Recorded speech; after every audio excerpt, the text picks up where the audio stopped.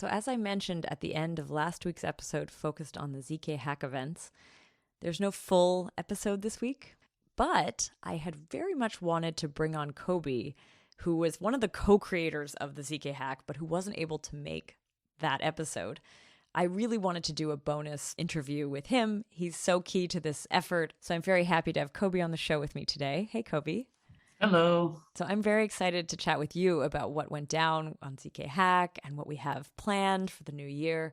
But before we go into that, I did want to give some sense of how folks who are maybe new to the podcast, joining for the first time, how they can already get involved in the ZK community, the community that's kind of formed around this podcast. So on the website, on the zeroKnowledge.fm website, you can see a number of links to different places. You can check out things like the ZK Jobs Board, which is where teams in the space who are recruiting are actually posting their jobs. So it's not ZK jobs like working for the podcast, although I might have one or two there. It's really focused on, the teams that are building zero knowledge tech, and they're looking for new people to work for them. So if you're in the market for a new job in the new year, please do check out the ZK Jobs Board. I also want to highlight the community board. So this is a forum. It's had a little bit of activity in the last few months, but I would love to see it grow in the coming year. So this is a great place to ask questions, to post new research, to get feedback basically from experts. We are modeling it a little bit after ETH Research. So if you're familiar with that platform, this is one that's focused very, very much on zero knowledge tech. And so I hope to see you there. And there is also the Telegram group. And the ZK Telegram group is quite a large Telegram group. But lately, it's been awesome. There have been fantastic conversations going about like the nitty gritty of ZK protocol design. It's also a great place if you want to find out about events around the podcast, stuff like that. So I'll add links to all of these things in the show notes. I hope you'll check them out. And without further ado, I think we can now jump into the ZK Hack bonus.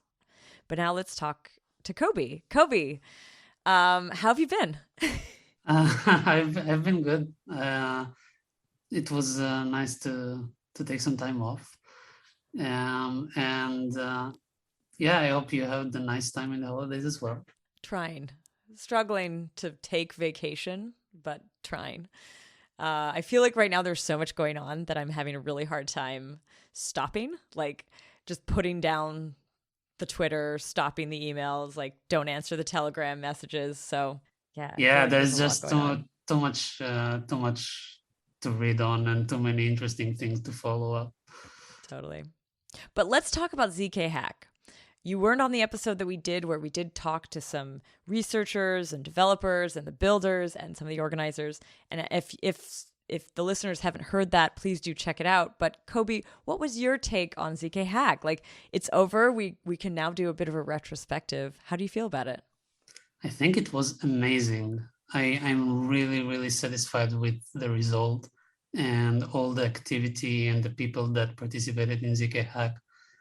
And it evolved into something better than I hoped initially when we thought about it. I will also share that I was also a bit nervous when we started it, Totally. I wasn't sure if people will like the puzzles, if there will be traction around it and we'll get some good solutions, but we did, and we got really good feedback and people liked it. We also learned a lot from people about what we should not do anymore. But all in all, I'm really happy with what we did there. Yeah.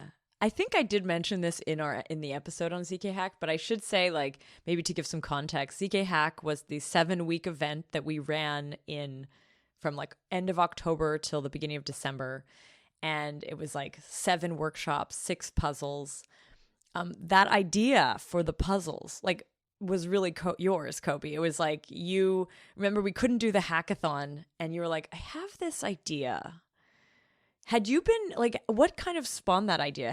Had you seen something like it, or were you kind of like drawing on anything that you had done in the past?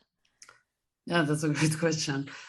This is something that I wanted to do for a while. I really like this method of learning through doing but also through pushing the limits of systems, in the Mm. sense that, when you read papers or look at documentation of projects, it's always written in a very positive context. As in, yes, this is our project and this is our protocol, and we got it right the first time. We made it amazing. But that's usually not what happens. Usually, you try something and it fails, and you find a problem with it. You find an issue that breaks the whole protocol, and it's not sound. And you try something else, and that also fails. And it takes a lot of time to get something right. And there's a lot of know-how into how not to build things that is sometimes lost when you read things in a positive context. Mm. So I feel that I also learn a lot better when I try to push the limits of systems. So if I'm reading Python documentation and follow the tutorial, that's nice. But then if I also try to do some weird things like Like importing break things it? importing things I shouldn't do, or replace packages in the package registry where this is not really what you should do, but it causes something interesting to happen, then you realize, okay, now I understand how the normal flow works better because I tried to learn around it and try to do Wow. things that it can't. So you learn Cool. about, yeah, exactly. Like you learn about something through what it cannot do. Do you feel like by doing that you sort of learn the shape of the thing? Like you learn sort of the lane that they've chosen. You learn a little bit more of the context of how this thing is working than if you were just, well, I mean, I guess if you just follow documentation, you don't actually always know how it works. You're just sort of like, I can follow these instructions and it works. Yeah, I think that's a really good way to look at it. Like you learn the shape. Or like if you're working in a forest, if you go through this path that everybody walks on, then you see some of the forest. But if you go around into some other paths or some untrodden paths, then you can see a lot of other interesting things and see why people didn't walk there. Yeah, you might see some bad things too. Maybe Uh, some wolves, I don't know. Tell me a little bit about what it was like kind of interacting with the builders. What we focused on, what Susanna, Tanya, and I focused on was much more of the events planning and organization, doing the week to week, doing some of the marketing. But on the puzzle front, that was really kind of you were leading that. So what was it like working with teams to build this thing? So I had a really good experience working with the teams from Anoma and Elio. Some of the people I knew better from the past, Mm-hmm. but some of them I got to know better just now, and all of them were really really good at what they do, and but also very creative in the sense that we came with some ideas to them. We told them we think that these problems or these exploits would be cool to talk about, and some of them gave counter ideas like, yeah, this is too easy, this is too hard, or maybe we should look at that because this is a core component in another protocol. Mm. And I really enjoyed this interaction because it also led to some new ideas, and it wasn't just led by us in some sense. um, and besides that, I felt that the builders gave their best effort Mm-hmm. into creating good puzzles and making sure that the puzzles are interesting, and coming up with hints and coming up with background material. And in general, I I'm happy to have done this with them. Now, what about the hackers themselves? So, one of the chats in the ZK Hack Discord is all focused on the puzzles. So, yeah, what was that like? Did you know most of the hackers beforehand? Did you meet some new hackers through that? How was that? To my surprise, or to my pleasant surprise, I met a lot of new people. So we did see some people that we know, but a lot of the people were people that I maybe encountered by name before, or people that I haven't even encountered before. Mm-hmm. And some of them are people that don't, for example, have a strong public persona on Twitter or something like that, but they're excellent at what they do.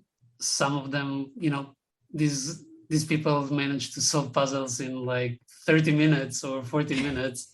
Yeah, whereas others took like a few days or the full week.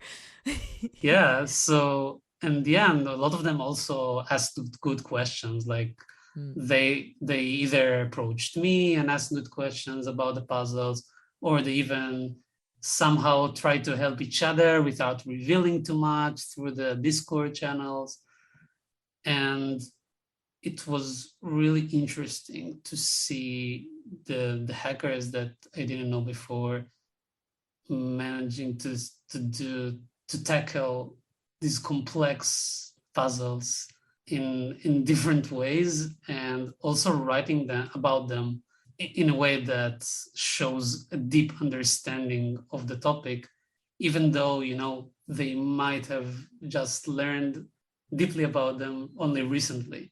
So you just get to know a lot of smart people that are really interested in getting into this and knowing more about these topics. And this gave them a chance or the excuse to do it, I guess. So cool. Yeah. Do you feel like, I mean, this idea of learning through hacking and kind of bringing together this international community of new researchers and hackers and cryptographers, folks that maybe hadn't been as like visible to us, and I think we will be talking about this, but like it seems like a really cool start to like a way to learn in the modern world, like not the usual path to learning, but doesn't it sort of capture, or doesn't it sort of do those things that traditional institutions do anyway, just in this like very online, very sprint like? It's like, do you think of the puzzles almost like tests? Were they like the quizzes? So someone actually told me, oh, I get paid to do homework problems. So I found that funny.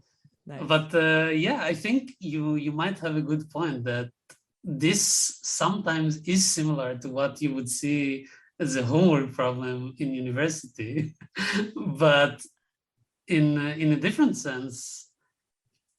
If we talk about inspiration, of where we got inspiration for puzzles, is if you look at things like CTFs, which are very different in nature, but also focused on hacking and exploiting systems, but more focused on like flows in systems, and there's a competition of who gets to their target first. But there are also other efforts that concentrate on, for example, hacks in Solidity or hacks in C. And what I felt is that there wasn't something that focuses on advanced cryptography or this whole zero knowledge proof ecosystem, while there are many protocols that exist there. And that's what I wanted to expose more, because a lot more people got into this space, especially the last year. And I think it is a very fun way to get into it. And I guess with all these new people joining, though, they may not have the background. They may not have been in the industry while some of the previous hacks that did happen in the real world actually happened. So this was also this was an opportunity to kind of showcase what could happen or what has happened in the wild for those who maybe weren't. Because like I think it's very different when you're in the moment when it happens and you see the impact and you feel the drama of like people freaking out versus seeing it as like in an article that something happened 3 years ago. It's a very different experience. I think this, in a way, tries to recreate that, though, where it's like you're gonna break it. You're gonna find you're gonna break it, and this is what it means. Yeah, exactly. And even if you were in the moment, then even if you didn't try to hack anyone, or you maybe try to look at it or try to reverse engineer it, and you're right, it felt more exciting when you were there.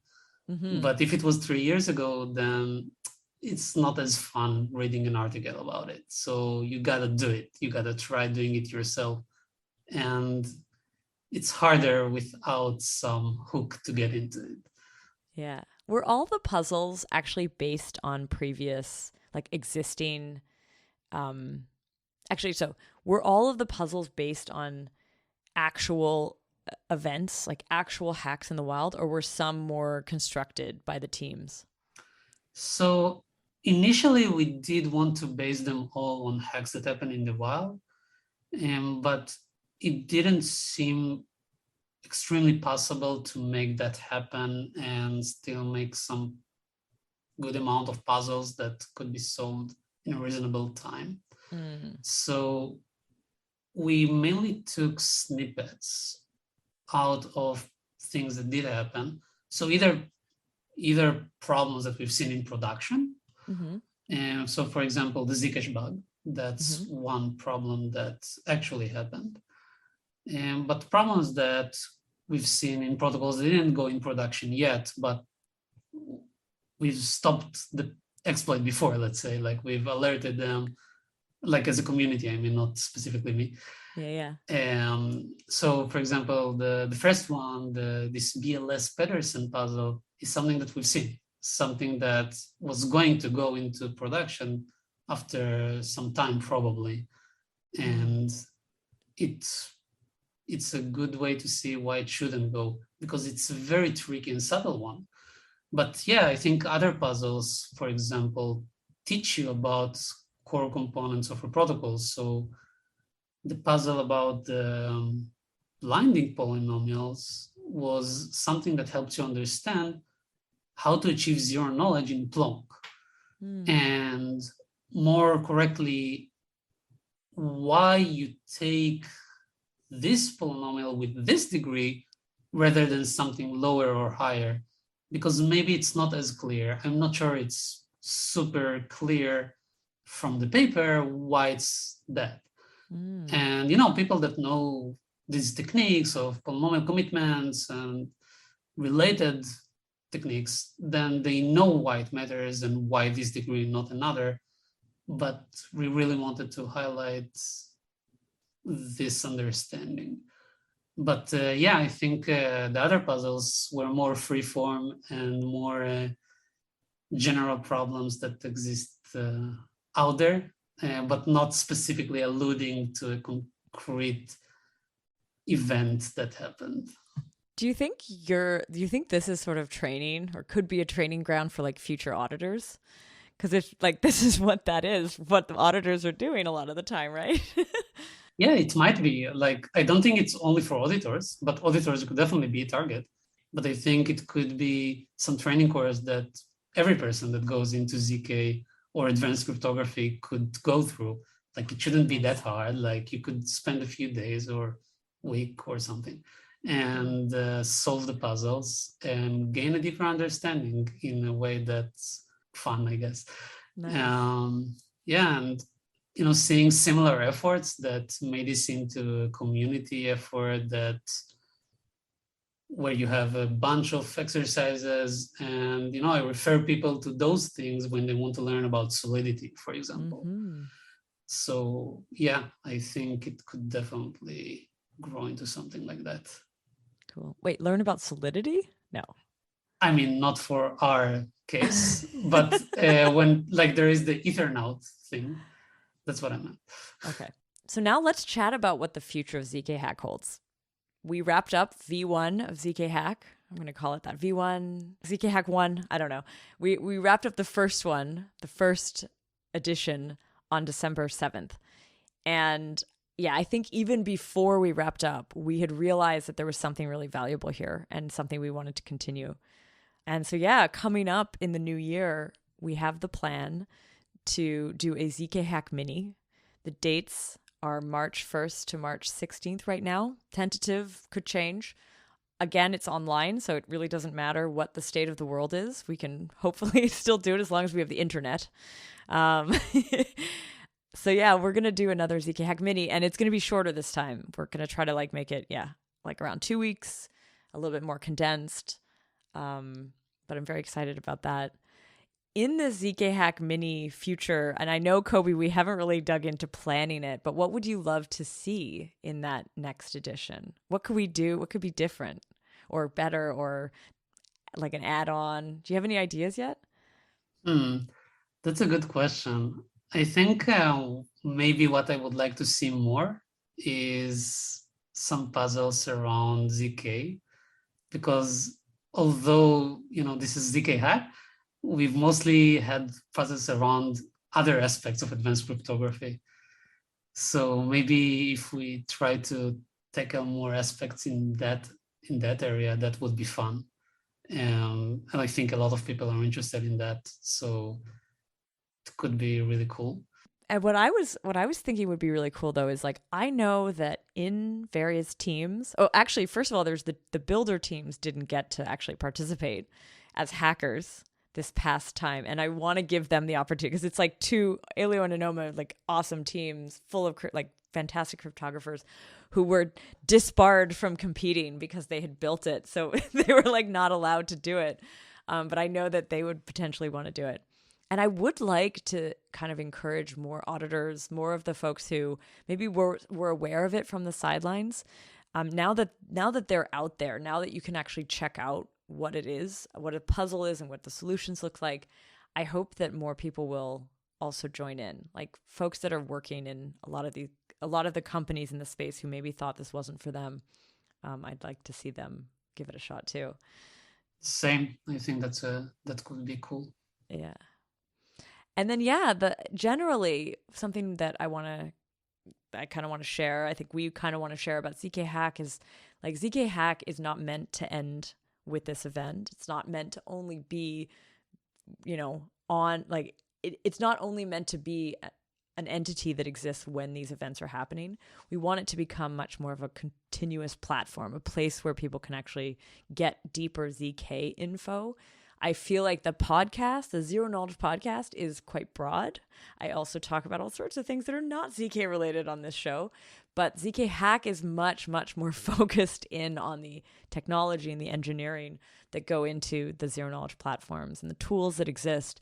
And so it's a really, really good place for people who want to jump in academically, who want to work in it, who want to get their hands dirty, who want to build stuff, who want to start companies around these topics, but they want to explore a use case. This, I think, is the right, it could be a really great way, or it could be a really great starting point for you. Come to the ZK Hack events, but also start, like meet some of the folks who are in the Discord as well. Yeah, and one cool thing that we've seen in the Discord is a study group naturally forming. Totally. Yeah, we'd love to see more of that too. If there are other resources that people would like to explore with others, ZK Hack is definitely going to be much more of an open space. I'd like to find lots of mods and community leads to actually start building up more stuff in there. So actually, if there's anyone out there who is interested in potentially participating as a mod or being part of building up this community, running a study club or study group of your own, yeah, do get in touch. You can find us in that Discord, and the link will be in the show notes. Yeah, I will even one up that if you want to contribute in some way in building some technical materials or building puzzles, I think that would also be very welcome. So yeah, please reach out to us. Nice. Yeah, and then I guess that sort of concludes the year. This has been a really crazy, fun, wild year for ZK, especially the last 6 months, I guess. Yeah, what are you looking forward to, Kobi, in the new year? Yeah, I think I'm looking forward to seeing how general purpose ZK-L2s evolve. Nice. I think that's an interesting space that's becoming more production ready only recently. And we've seen that with a few different platforms like Starknet, ZK-Sync, and others. It's still very in its early days. There's a lot to do. It's all somewhat, or at least in part, centralized, and it's going to evolve greatly. It's not going to stay as it is today. There's going to be more traction there, and I think also people are going to realize that you don't really just have to clone what you do on L1. You can do new things that were insanely expensive on L1. Mm, Not only terribly expensive, but insanely expensive as well, that you can now do. So I'm looking forward to see all of these things as they apply to DeFi or games or even, just other kinds of smart contracts or platforms. But this is something that I'm really looking forward to see. cool. So next week, I have a full episode with James, Tarun, Josh, Cincinnati, and Guillermo, where we're doing like a predictions. But I'm so glad I got to hear a little bit of your predictions as well, Kobe, to bring to the table. Well, hopes. Yeah, wishes. But yeah, thanks for coming on again, and thanks again for doing ZK Hack together. And I feel like we have lots of ZK Hack work ahead of us. I shouldn't say that. We have a lot of ZK Hack fun ahead of us. Yes, And exactly. work, but fun. I'm excited for it. And I do hope people, who are listening to this have a look at it, get to know it, kind of join us, and hopefully we'll see you at those events. Yep, I'm really looking forward to it. Cool. Okay, so I guess that wraps up the year. Thanks again, Kobe. Thank you. And to our listeners, thanks for listening. Happy New Year. Happy New Year. Cool.